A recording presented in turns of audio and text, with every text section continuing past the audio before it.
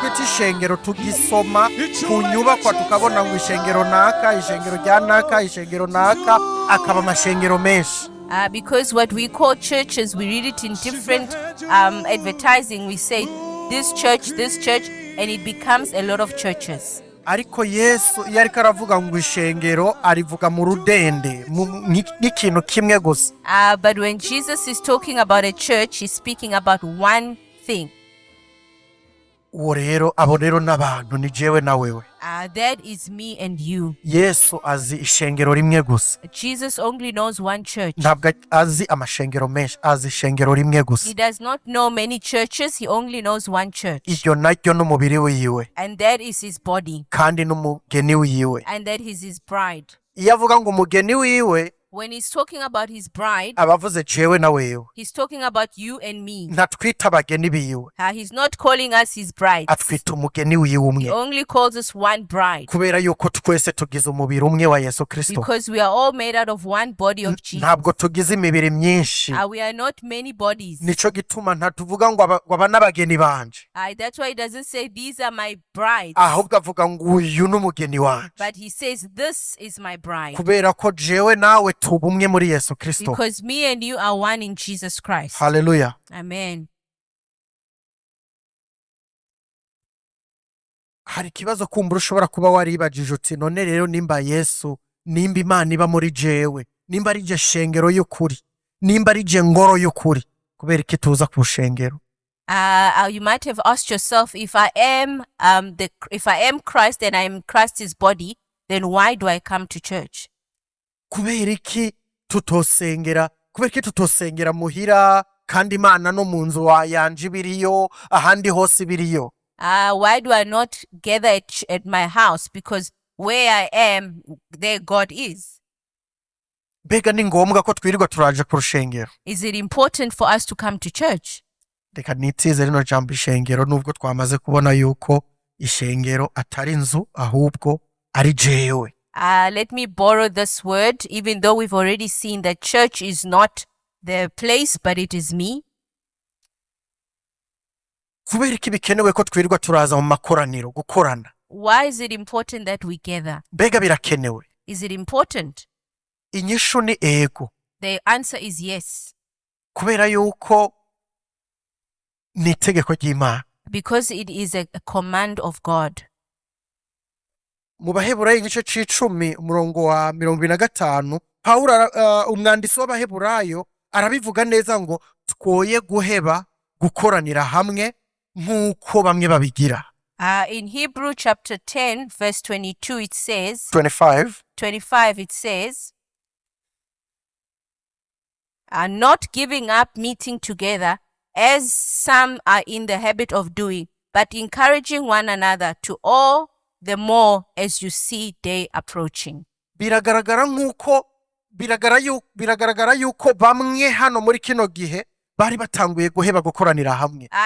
It seems that some people in this time had despaired coming together. Cyane ko bo muri context yabo kuja gukorana n'abandi kwaro gutaragatwe kwaro kwiyahura. Because it was that gathering together was that committing suicide. Abaromani n'abakuru b'amadini y'ico gihe barahiga umuntu wese avuga Yesu Kristo. In that times the Romans would hunt those who spoke about Jesus. Kubw'ivyo rero iyo bagiye mu makoraniro kwaba ari kuvuga ngo turemeye dupfe dupfira Kristo. So in that time when they went together with other brethren, it was like they would agree that we are going to die with our brethren. Nkuko mubizi rero umwana w'umuntu yamagira mw'agaparti k'ubwoba igihe cose. We know as human beings we always walk with some fear. Na Yesu yimirije kubambwa muri ya fomu y'umuntu yaragize ubwoba arajugumira. Even in Jesus at that time when he was about to be crucified, the human nature came and he was afraid. Bano ba Kristo rero nabo baragira ubwoba batangura kuvuga uti jewe nzosengera muhira kubera yuko kwirirwa ndagenda hariya bohava banyica nsiga abana ku ngoyi.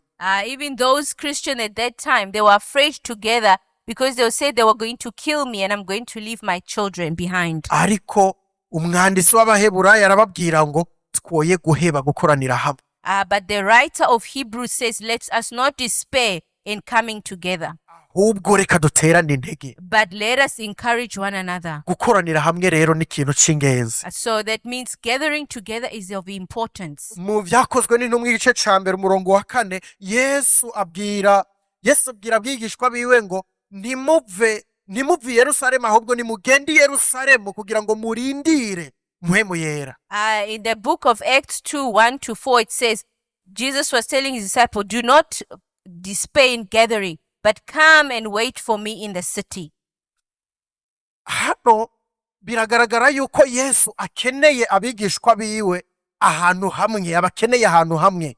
It shows that Jesus wanted his disciples in one place. Impamvu rero dukorana nuko Yesu yabivuze. The reason why we gather is because Jesus said it. Yavuze ngo ndagiye mu ijuru ariko namwe ndakeneye ko muja gukoranira ahantu hamwe kana. He said, I'm going to heaven, but it is important for you guys to gather in one place. Impamvu tuva mu mihira yacu tukaza mu makoraniro reka tuyigire ku ishengero rya mbere. The reason why we leave our homes and come and here and gather, we are going to learn it from the first church. Reka dusome ibyakozwe n'intumwa igice ca kabiri verse 1 to verse 4. Haravuga ngo umunsi wa Pentekote ushitse bose bari bakoraniye ahantu hamwe, haza igihinda kivuye mu ijuru giturumbuka nk'uguhuhuta k'umuyaga w'inkomezi gikwira hose mu nzu bicayemwo. Habonekera ibirimi vyigabanije nk'ivy'umuriro bibaja kumwumwe. Bose buzuzwa mpwemu yera batangura kuvuga izindi ndimi nk'uko uko mpwemu abahaye kuzivuga. Amen. Amen. We're going to read Acts chapter 2 verse 1-4. When the day of Pentecostal came, they were all together in one place. Suddenly a sound like blowing of violent wind came from heaven and filled the whole house where they were sitting. They saw what seemed to be tongues of fire and separated and came to rest on each of them. All of them were filled with the Holy Spirit and began to speak in other tongues as the Spirit enabled them. Amen. Amen. Hano turabona ababigishwa iri niyo ntango y'ishengero rya mbere. This we can see as these are the disciples. This was an example of the first church. Nukuvuga ugukorana kwa mbere kw'abantu bizeye Yesu Kristo aha niho vyatanguriye. The gathering of those who believed in Jesus, this is where it started. Tubona bakoraniye ngo ahantu mu nzu. We saw that they gathered in a house. Mu nzu yo hejuru. In an upstairs house. Nukuvuga iki ni kibanza bari bakoraniyemo. This is a building that they were gathered. Ntabwo bacishe ngo hari mu rusengero. They didn't say it was a church. Bavuze ngo hari mu nzu. They said it was a house. Ariko bari bahakoraniye. But they were gathered. Bari bahakoraniye mu buryo bumeze gute? How were they gathered? Ngo bahuje umutima n'inama. They were together in spirit and in mind. Bari basangiye vision. They had one vision. Impamvu yacu yo kuva mu mihira yacu tukaza mu makoraniro. The reason why we came from our homes together ikwiye kuba vision imwe twese. It must be because of one vision. Duhuje umutima n'inama. That we meet our hearts and mind. Aba bantu bakoraniye hamwe kuko bari bahuje ibintu bimwe bimwe. These people were gathered together because there were some things that they agreed upon. Bari bahuje isezerano basezeraniwe na Yesu Kristo ngo nimugende mu nzu y'i Yerusalemu murindire mpwemu yera. They were united by the promise that Jesus had made them, saying that go up in a high place and wait for the Holy Spirit. Ikindi bari bahuje bwari ubwoba kuko bariko barahigwa. But the other thing that brought them together was fear because they were being hunted. Bose bavuga bati tugende dupfire hamwe. They all said, let's go together and die together. Aba bantu basangiye gupfa no gukira. These people are sharing death and life. Basangiye na mpwemu yera. They are also sharing the Holy Spirit. Nico gituma bari hamwe basenga bahuje umutima n'inama. And that is why they are together in spirit and in mind. Sico kimwe na twebwe tuva mu mihira tuje kwiramukaniriza n'abagenzi. It is different from us who come from home, coming to greet our friends.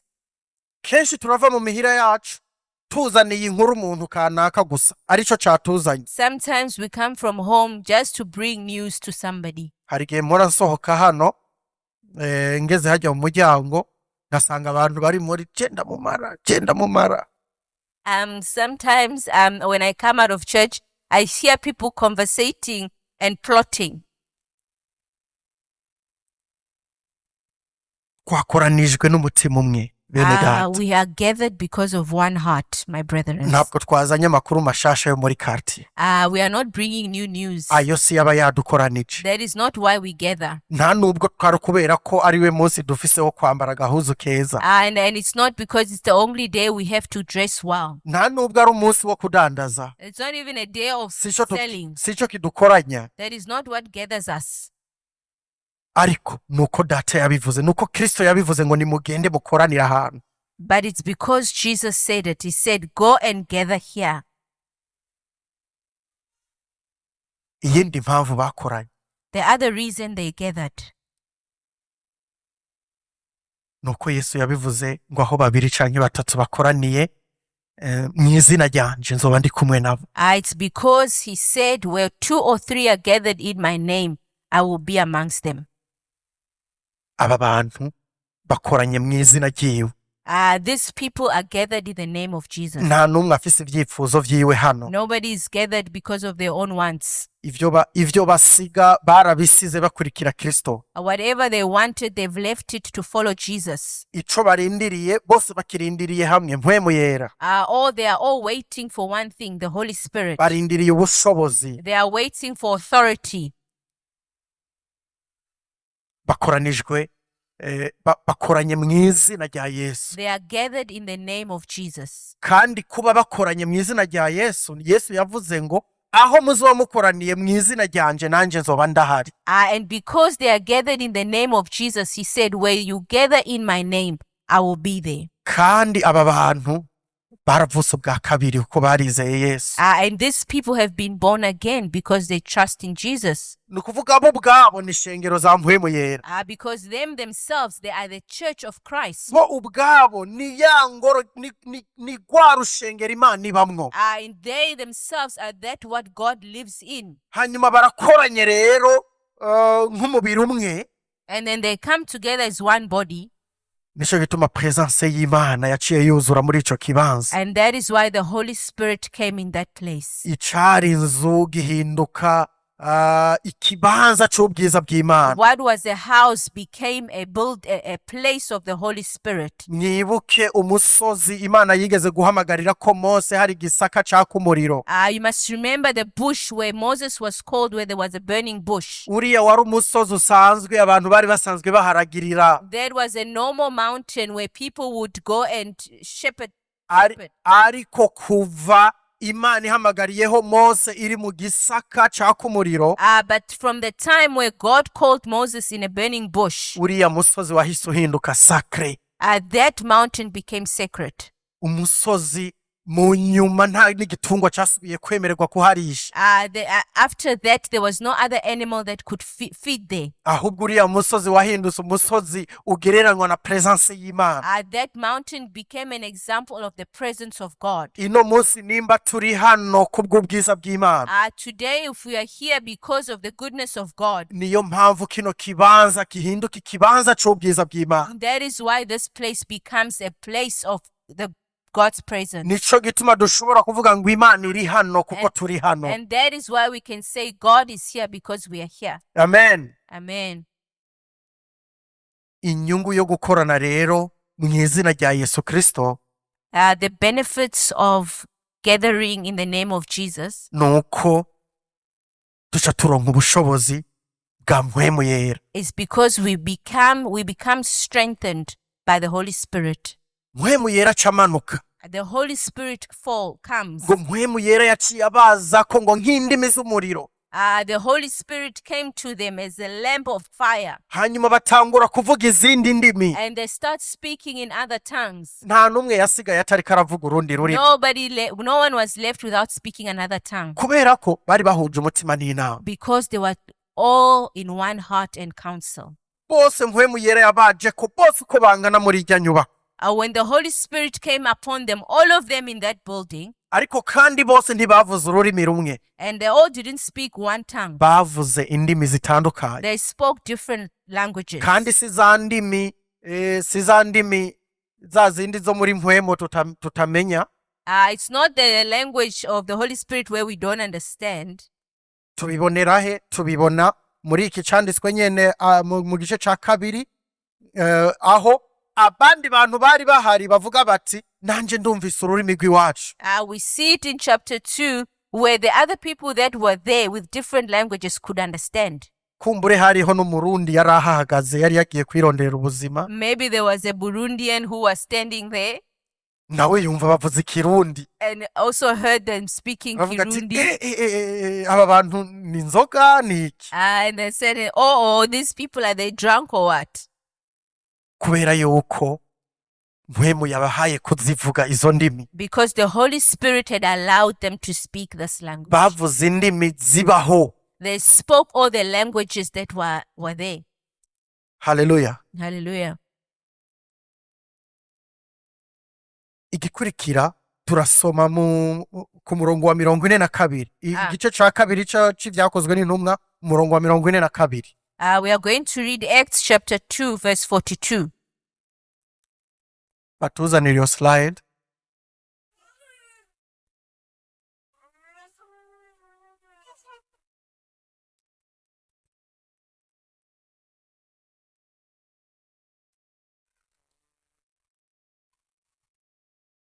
Yes. Bashishikara cyane mu vyo intumwa zigisha no kugira ubumwe no kumanyagura imitsima no gusenga. Amen. They devoted themselves to apostles' teaching and to fellowship, to breaking of bread and to pray. Inyuma yuko bahawe impwemu yera rero, After they were given the Holy Spirit, baronse ubushobozi bwo gushingira intahe Kristo. they got authority to preach about Jesus. Baragenda bakavuga ubutumwa, They would go and preach, hanyuma abizeye bakemera bakabazana muri ya makoraniro yabo. they would go and preach, and those who believed, they would bring them back to that gathering. Nagwanda babwira ikintu kimwe, Let me tell you one thing. aho bakoranira nta wundi muntu yari yemewe guhahonyora atarizera Yesu. The place where they gathered, no one else could come except those who believed in Jesus. Uvuze ngo nanje shaka kwakira umwami Yesu, If you said, I also want to accept Jesus, bakubwira ati tuje duhurire ryari tuzoba turi kuvuga ubutumwa hariya taxi rank. they would say, we are going to meet you by the taxi rank, Bakagukubita ubutumwa, and they would tell you the gospel, bakabwira ubutumwa abantu bagakorana, and they would tell the people the gospel, and they hanyuma would gather. abemeye bakizera bagaca bababatiza, After those who believed and accepted, they would baptize them. hanyuma bagaca baha invitation bakababwira ngo muratumiwe rero kuza mu makoraniro yacu. After that, they would be given an invitation to come join the gathering. Nta wundi yari yemerewe kuhonyora mu rushengero. No one else was allowed to enter in that gathering. Kumbura no munsi ibintu byacanganye, But today things are a bit kubera confused. ko ibintu byaranyuranye nyene. Things have been mangled together. Abatazi n'uwo Yesu basanga mu rushengero, Even those who don't know about that Jesus are in the church. abatamukeneye basanga mu rushengero, Those who don't need him are in the church. babandi naho worara urababwira Yesu bakubwira ati reka ivyo bintu n'ivyo mu bitabo, ubasanga bicaye nyene mu rushengero. Even those who tell you, don't tell me a lot about Jesus, are in the church. Nico gituma gusenga n'umutima umwe ngo mpwemu yera yororoke usanga akananira abahinga. And that is why for us together and the Holy Spirit to come among us, it's a bit difficult. Kubera ko bamwe turasenga abandi bagakemeya, Because others are praying while others are rebuking. bamwe turaririmba tudoza ibiganza abandi bakavuga ati abo bantu ivyo bantu bazi n'ivyo barimwo. Others are worshiping and praising, and these others are saying they don't know what they are doing.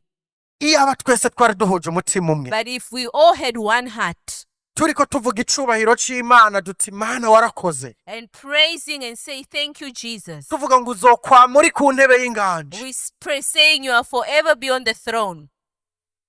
tuba tubivuga nk'uko ibizima vyo mw'ijuru bibivuga, And saying like the tuba tubivuga nk'uko ibinyabugingo biri mu ijuru vyama bibivuga.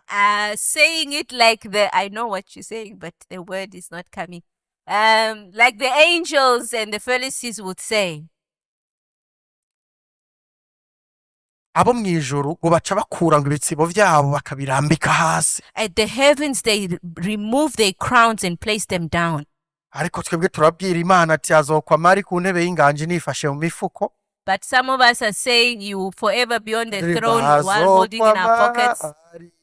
We are singing while our hands are in our pockets. Cyangwa ufise telefone uri kurishura message azokwama. Or you are on the phone replying to a message. Kubera ko umutima si umwe. Because the heart is not one. Umunsi umutima wabaye umwe. But the day our hearts are one. Ruben azoririmba. Ruben is gonna sing. Aturirimbisha ivy'ubwami bw'Imana. He's gonna sing about the things of heaven. Aturirimbisha urukundo rw'Imana. Sing about the love of God. Twese tugwe hasi twumve dutinya ubwiza bw'Imana. We will all fall on the ground and listen to the love of God. Dukoma akaruru tuvuge duti mwami icubahiro n'ikibi We cawe. will all scream and say glory and honor belongs to you. Ico gihe umutima azoba That time the heart will be one. Ico gihe nimba tuzoba turiko turatambira Imana. At the time when we are dancing for God. Twese akadugumba kazobira. All of us we will be dancing for God. Kubw'icubahiro c'Imana. Because of the glory of God. Twese tuziterera hejuru kubera icubahiro c'Imana. We will all lift ourselves up because of God's glory. Ntituzicara nk'ababosi nk'aho umenga nitwe Mana. We are not going to sit like boss because we think we are. Amashi yawe nta wundi akwiye gukomegwa atari Kristo. Your claps have nobody else but for Jesus. Ndabizi perezida yoza hano twese yovuga dukoma amashi. If the president would come here, we would all clap. He would speak while we clap. Muhora muvyumva yavuze akantu kamwe gusa abavuza ingoma bahita bavuza amashi nayo agakoma. You know, when he speaks one word, those who clap, the drums are beaten.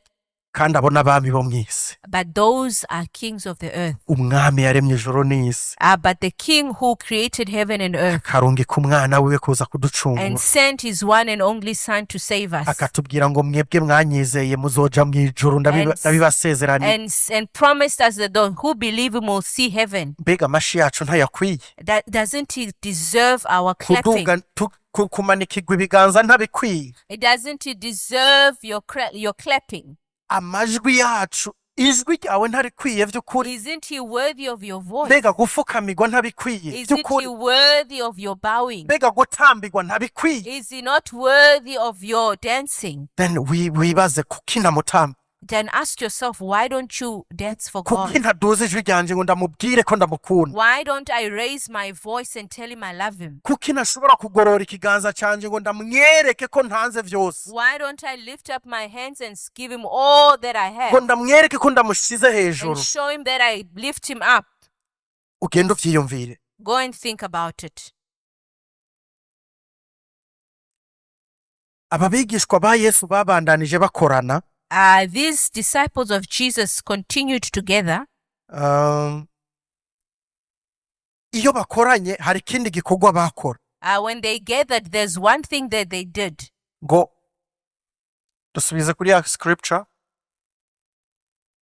You can take us back to the other scripture. Ngo bashishikara cyane mu vyo intumwa zigisha. They were very attentive to what was being preached. Kwiga ijambo ry'Imana. To learn the word of God. Bose amaso yabo yabari mu gitabo. All of them, their eyes would be in the book. Bariko baraba bati mbega ubuvugishwa bwavuzwe na Yesaya bwashikiye gute muri Kristo Yesu. They would be studying this prophecy that was spoken by Isaiah. How did it come to pass in Jesus? Nico gitumwa intumwa za Yesu Kristo iyo ziriko zivuga Yesu zagenda zigarukana zikotinga ivyanditswe n'abavugishwa n'Imana ba kera. And that is why the disciples of Christ, when they would speak about Jesus, they would quote from what has been spoken about before.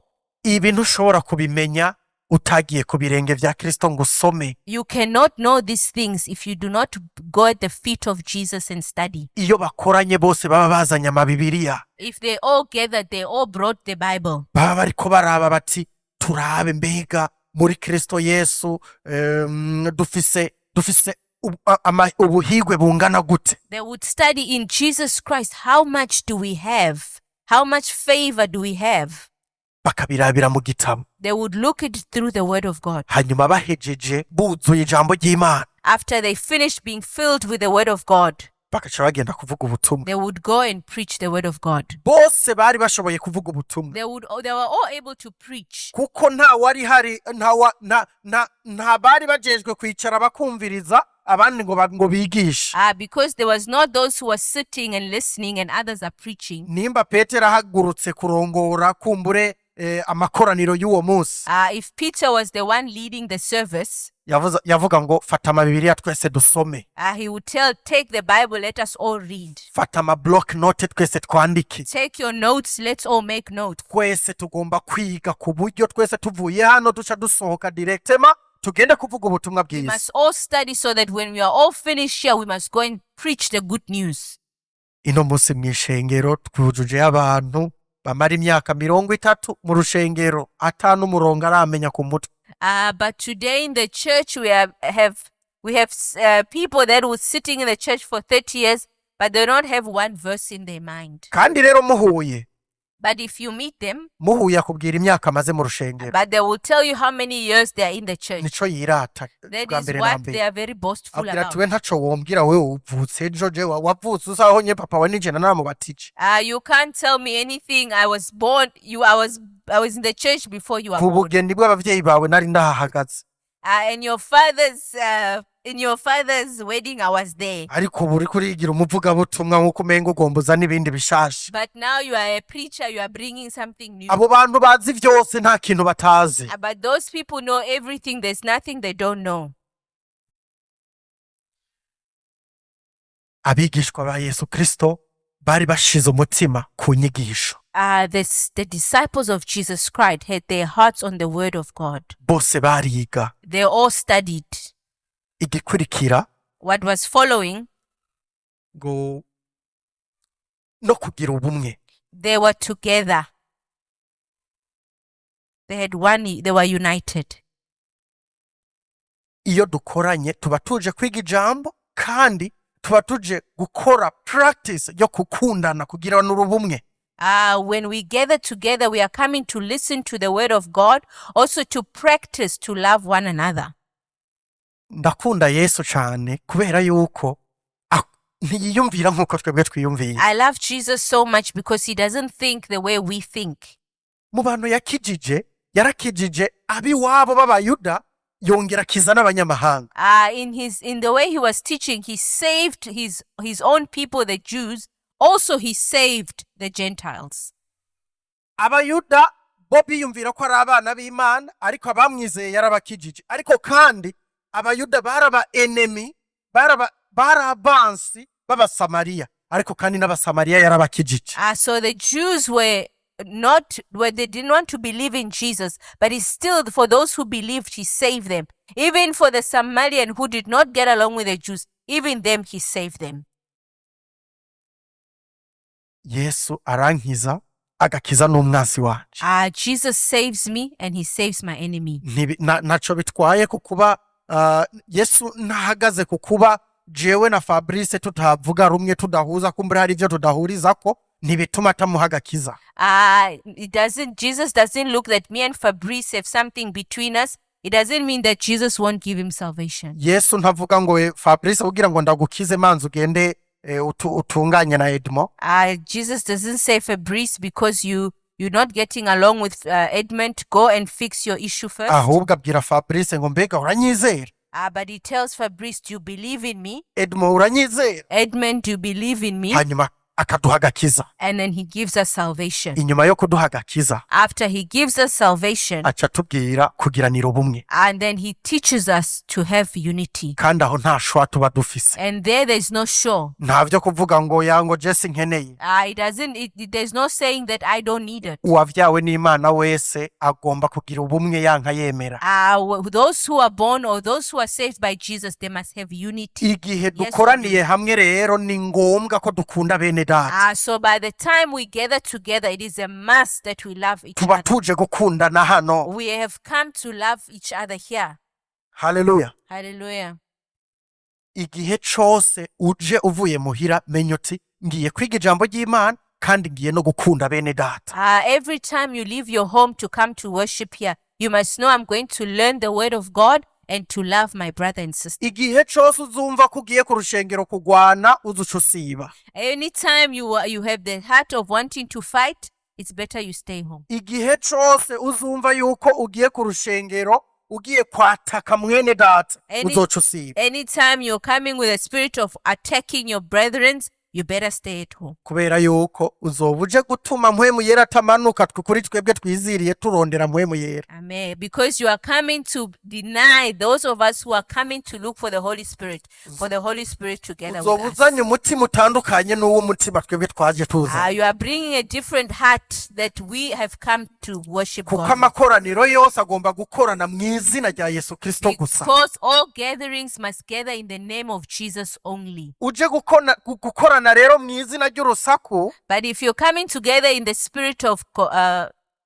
gossip, mu izina ryo kugwana no gushwana, and in the spirit of disruption and fighting, no mu izina ryo kwishuzanya abaheraniye, and the spirit to ask for what is owed of you, uyo si wo mutima twebwe dukwiye gukoraniramwo. that is not the heart we should be gathering with. Umutima utuma dukorana no gukunda bene data. The heart that makes us gather is the heart of loving one another. Ahubwo ukwiye kwama uva muhira wiyumvira uti mbega ino munsi nza gukunda gute mwene data. You must actually come home from home with a heart of, how am I going to show my brother love? Nja kumubera umugisha gute mu buryo. How am I going to be a blessing? Which way am I going to be a blessing to my brother? Bega aka gashati kumenga gatanguye kundenga. Ruben niko mukwira kwera ngende ndakamurunde ko yimerererwe neza. This shirt is starting to be small. Will it not fit Ruben and he would look smart? Ibi birato kumenga biriko birandya kandi hari ubundi mwene data vyokwira. Reka ngende ndamuhereza yimerererwe neza. These shoes are becoming small. Can I not bless somebody who can fit in the shoes? Uyu muntu ko numva umenga mazigiye ntamuramutse ndamugwe mu nda ndamwereke ko nari namukuma. I haven't seen my sister for so long. Let me hug them and make them feel like I miss them. Iki si kibanza cha kritike, si kibanza cyo gukritikana. This is not a place to criticize each other. Si kibanza cyo kuza tuvuga duti wabonye. It's not a place to say, have you seen? Ufisi umuhimu guma muhira. If you have that spirit, Muhimu yera ntazohava amanuka waje uriko uratuvangira. If you come, the Holy Spirit is not going to be with us. Amen. Amen. Igikurikira basangira vyose. The other one is they shared everything. Kwari gusangira. It was to share. Ibi vyabera mu mihira no mu rushengero. This happened at home and in the house of God. Igihe tuje gukorana ni ngombwa ko tuza n'umutima uwo gusangira. But anytime we are gathered together, it is important that we bring the heart of sharing.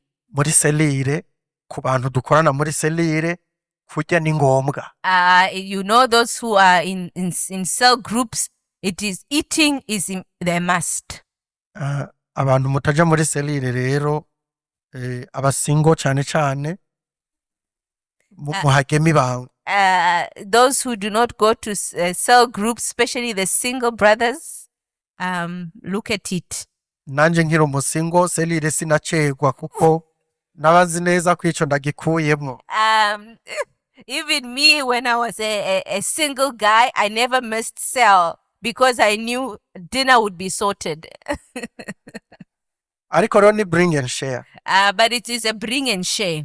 Ariko kandi twebwe mu muco wacu murabizi iyo abantu bagendeye urugo rwawe bring and share yawe nyene bari nini. But you know that in our culture that if we gathering in your house, you are the one to take care of us. Kandi twebwe turabinezererewe nta ngorane uje mu rugo rwacu bring and share turategura ikwiye kugira ngo munezero. And it is very glad in our culture and in our home when we welcome you into our house. Bring and share, we make sure we take care of you. Gusangira ni ngombwa rero mu nzu y'Imana. Sharing is very important in the house of kuko God. turi umuryango. Because we are a family. Icanyuma no gusenga. The last was prayer. Ugusenga harimwo ibintu bibiri mu gusenga. There are two things in prayer. Bibiliya y'ikirundi ivuze ngo abasenga b'ukuri bazosengera data mu mpwemu no mu kuri. When the Burundian Bible speaks about those who pray, will pray in truth and in spirit. Ariko iy'icongereza ikaca ivuga ngo those who worship, ngo abahimbaza b'ukuri bazohimbaza data mu mpwemu no mu kuri. But in the English translation, it speaks about those who worship in truth and in spirit. Iki cerekana ingene uguhimbaza no gusenga ari ibintu byama bimatanye This bigatandukanye. shows that prayer and worship work together. Ntabwo wavuga ngo ndi worshiper udakunda amasengesho, You cannot say I am a worshipper and not love to pray. kandi ntiwabura umusenzi udakunda uguhimbaza. You can also not be a prayer warrior, also not liking to worship. Nico gituma hari iwacu ku karago kugira ngo umuntu avugishwe bisaba kwatsa umuriro nyene tugahimbaza n'indugumbi kabira. And that is why back at home in time of prayer, for the Holy Spirit to come, we need to worship and praise. Kubera ko uguhimbaza Imana no gusenga ni ibintu bimwe byama bibangabanganye. Because praising God and worshiping God works together with prayer. Ababigishwa ba Yesu rero bakoranijwe no gusenga. These disciples of Jesus would gather together to come and pray. Basenga kugira ngo basabe Imana iki? They would pray asking God for what? Ubushobozi. To have ability. Ubushobozi bwo gushobora gushingira intahe Kristo. The power to have the ability to preach about Jesus. Hari kindi gihe Petero na Yohana bari bafashwe barafungwa. There was a time where Peter and John were arrested. Hanyuma bararondera ingene bobatsindisha kumbure babakata imitwe, barabura vy'ukuri, barabura dosiye babagiriza. They tried to find a thing to make them guilty of. Barabura kabisa, barabura. They couldn't find anything that they were guilty of. Hanyuma bapfa kubarekura baragenda. But then they let them go. Hanyuma bagiye bashitse aho abandi bene data bakoraniye. When they got to the place where the others were gathered, barababwira ukungene vyagenze. They told them how it went. Hanyuma baca batangura gusenga. They started praying. Basenze bavuga gute rero? What did they pray saying? Basenze bavuga ngo data nk'uko waduhaye misiyo yawe yo kukuvugira. They prayed, Father, as you gave us your mission to speak about you. Turasavye ubushobozi bwo kushobora kugushingira intahe. We ask for power to be able to speak about you. Ubushobozi buciye mu gukiza abagwaye no mu gukora ibitangaza. Give us the power to heal and to do miracles. Kuko aba bantu tugiye kubwira ubutumwa ntibumva, bisaba ko bamanza kubona akantu. Because these people we are going to preach to, they need to first see something. Turashaka rero ubwo bushobozi kugira ngo tugende tuvuge ubutumwa bwiza abantu bihane. So that give us the power so that we can go and preach the good news. Hanyuma bose ngo buzura mpwemu yera inyuma y'iryo sengesho. After that prayer, they were all filled with the Holy Batangura no Spirit. kuvuga izindi ndimi encore. They started speaking in other tongues. Baravugishwa. They started speaking. Hanyuma baca barahaguruka bavuga bati nubwo Petero na Yohana bari bafunzwe, ubu tugiye turi gikosi, tugiye kuvuga Kristo kuko buzuye mpwemu They yera. stood up and said, even though Peter and John were arrested, we are going to speak about Jesus. Ugusenga kudukoranya hano no kuduha ubushobozi bwo gushira amanga mu kwatura Kristo. The reason why we gather here in prayer is so that we have the power to have no fear to preach about Jesus. No guhimbaza Imana. And to worship God. Gushira hejuru ico yakoze. To lift him up on what he has done. Kwamamaza ishimwe ryaduhamagaye. To witness what he has called us to do. Ico nico kidukoranye. That is what makes us gather together. Uguhimbaza si kuririmba gusa. Our worship is not about singing only, ahubwo n'ubuzima tubamwo. but it is also about the life that we live. Nk'umwana w'Imana ubuzima ubamwo niko guhimbaza. As a child of God, the life that you live, that is praising, that is worshiping. Kuko ikivyawe ni mpwemu, Because what is born of the Spirit is the Spirit. ikivyawe n'umubiri n'umubiri. Because what is born of the flesh is flesh. Ikivyawe n'umubiri ntigishobora guhimbaza Imana, never. What is born of this flesh cannot praise God. Ariko ikivyawe n'Imana kirashobora But guhimbaza. what is born of the Spirit is able to worship God. Wewe wizeye Yesu Kristo wavyawe n'Imana. You who have accepted Jesus was born by God. Nico gituma nk'uko umuyaga uhuhuta ntugaragara, ariko ivyo uhungabanya bikaboneka, niko umwana w'Imana amera. If it is like wind cannot be seen, but that what the wind is blowing is what testifies of the wind. N'umwana w'Imana uko niko amera. That is also how a child of God is. Imibereho yawe, Your life, ubuzima bwawe, your daily life. ivyo nibikorwa bihimbaza Imana. Those are the actions that praise God. Turinze tuvuga ko kuririmba ariko guhimbaza Imana, If we say worship is the only, or singing is the only way to worship God, umuvugabutumwa kosha tuvuga ko atahimbaza Imana. we would say that a preacher does not praise God. Abaprotokole kosha tuvuga ko badahimbaza Imana. We would say that the protocols do not worship God. Kumbure bahimbaza Imana iyo baririmbye. Only when they are singing. Ariko igihe uri kuratanga ishikanwa, igihe uri kurakora igikorwa icarico cose, uba uri kurahimbaza But Imana. anytime you're giving your offering, you are doing a service in the church, you are worshiping God. Igihe uri kurabana neza n'ababanyi bawe, uba uri kurahimbaza Imana. Anytime you are living in harmony with your neighbor, you are praising God. Uri umukristo ariko ababanyi bawe bose baravuma. You are a Christian, but your neighbors deny it. Uri umukristo ariko usanga uri umuntu ateza ibibazo cyane muri community. You are a Christian, but you are a problem in the community. Usanga utabanye neza n'abandi. You are not living well with others. No mu rushengero toujours usanga utabanye neza n'abandi. Even in the church, you are not living well with others. Kazi niko kuko usanga wamana ibibazo. At work, same thing. You are having problems. Usanga muri kura complaininga ku tuntu dutandukanye. You are always complaining about different things. Ufise ikibazo. There is a problem. Ufise ikibazo. You have a problem. Baho ubuzima buhimbaza Imana. There must be a way you worship Reka God. abantu baje bakwegera bakubaza ati mbiga wosengera he. Your life must show others and let them ask you, where do you worship God? Niho nkibona umuntu ameze nka wewe.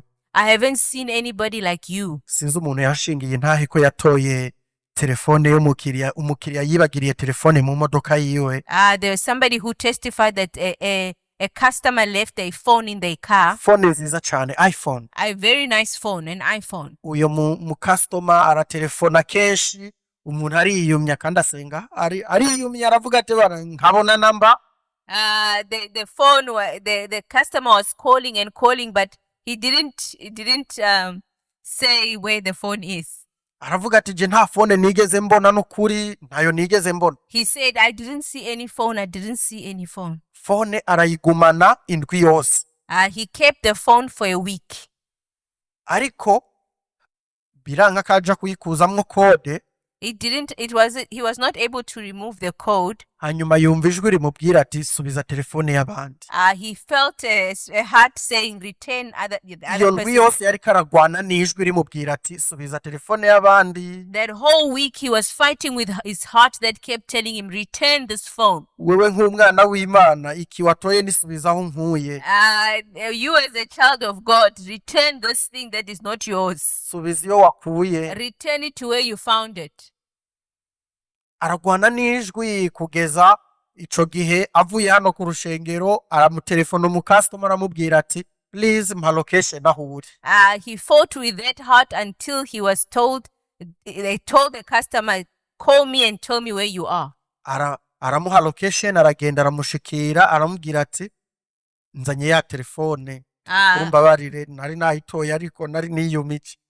He went and told the customer, sorry, I found the phone, but I was just trying to keep it.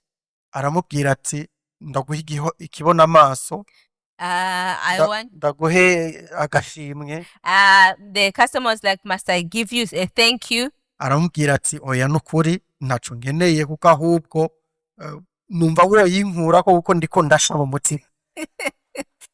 He said, no, I don't want anything. You must just take it because I feel I'm burning in my heart. harimwo abantu batarigera basha bamaze gutwara ifone zirenga nka 20 atanarimwe arasha. Here there might be people that their heart has never burned for doing wrong. They just keep the other people's belongings. Ico ni ikintu kikwereka position yawe n'Imana mbega imeze gute. That is something that shows you your position with you and God. How is it? Uyu muntu aramubwira ati nkurakura telefone gwawe jewe nirongera amahoro. This guy was saying, take your phone so that I may have peace. Hanyuma uyu muntu aca aramubaza ati uva he? And the customer asked him, where are you from? Aramubwira ati ibi ntaho bihuriye n'iyomva ahubwo nuko nkijijwe. He replied, this is not about where I'm from, but it's because I'm born again. Aramubaza tusengera he? And he asked him, where do you worship? Aramubwira. And he told him.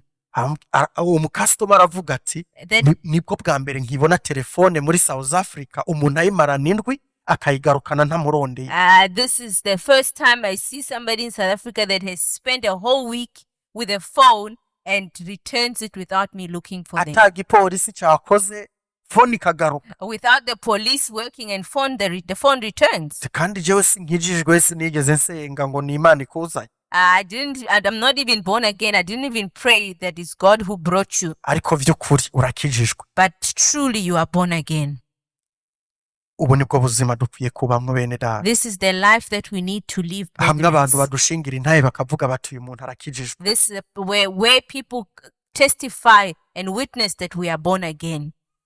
Hamwe abantu bavuga bati usengera he? Where people ask us, where do you worship? Bibanga ry'ubwo buzima uri kurabaho ko aribwo bwa mbere mpuye n'umuntu aryoshe kubana nka wewe. Give me a secret of the life that you are living. It's the first time I experience a life like this. Hari umuntu mubano kumva araryoshe ukamenga wo muguma impande.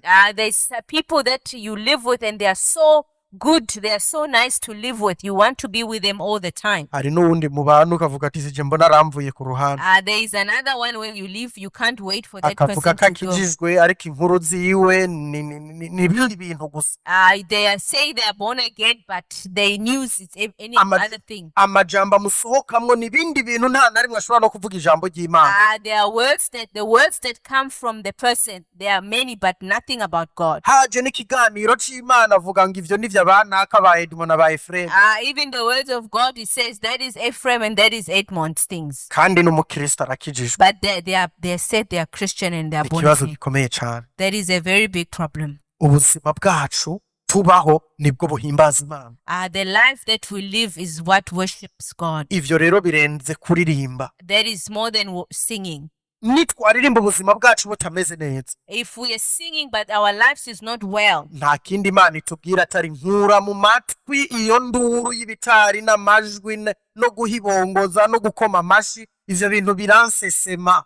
God will say, remove my name, remove my clapping, remove yourself from me, because those things you are saying, they are disgust towards me. Kubera ko turiko turaririmba ivyo ubuzima tutabayeho. Because we are singing what we are not living. Turiko turaririmba ngo Mana ushizwe hejuru kandi tubizi neza ko idashizwe hejuru mu mitima yacu. We are singing praise God, lift him up, but we know very well he's not lifted in our lives. Turaririmba ngo Yesu turagukunda ariko mu mutima wacu tubizi ko twikundira amafaranga cyangwa dukunda ibindi bintu. We are singing with the love of God, but deep down we know our lives we love money and other things. Ubuzima tubaho nibwo bwerekana uguhimbaza. The life we live is what shows our worship. Amen. Amen.